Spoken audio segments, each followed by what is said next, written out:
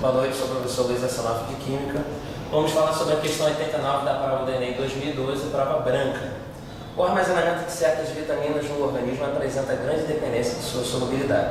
Por exemplo, vitaminas hidrossolúveis devem ser incluídas na dieta diária, enquanto vitaminas lipossolúveis são armazenadas em quantidade suficiente para evitar doenças causadas pela sua carência. A seguir são apresentadas as estruturas químicas de 5 vitaminas necessárias ao organismo. Ele mostra a estrutura da vitamina 1, que é essa aqui, das suas respectivas características. Vitamina 2, com essas outras características aqui ao longo da cadeia. Vitamina 3, com as suas respectivas características também. Aqui a gente tem a vitamina 4 e a vitamina 5.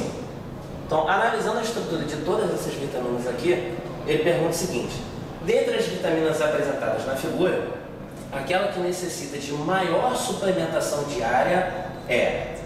Voltando no texto, ele diz que as vitaminas hidrossolúveis é que devem ser incluídas na vitamina diária, na dieta diária. Então, olha só, as hidrossolúveis, esse prefixo hidro aqui tem a ver com água. E a gente sabe que a característica da água é ser polar. As lipossolúveis, esse prefixo lipo tem a ver com gordura, que é uma estrutura apolar. Aqui a conclusão que eu chego: se ele pede aquela de maior suplementação diária e diz que é hidrossolúvel, então eu vou buscar dentro dessas estruturas aqui aquela que tem maior solubilidade em água, ou seja, a estrutura que é mais polar.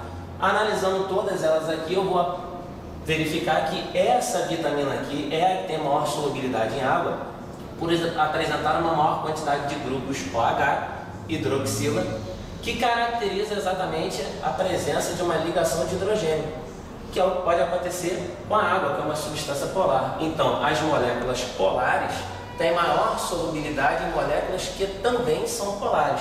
E dentre as vitaminas presentes, essa que apresenta maior polaridade e que pode fazer o maior número de ligações de hidrogênio.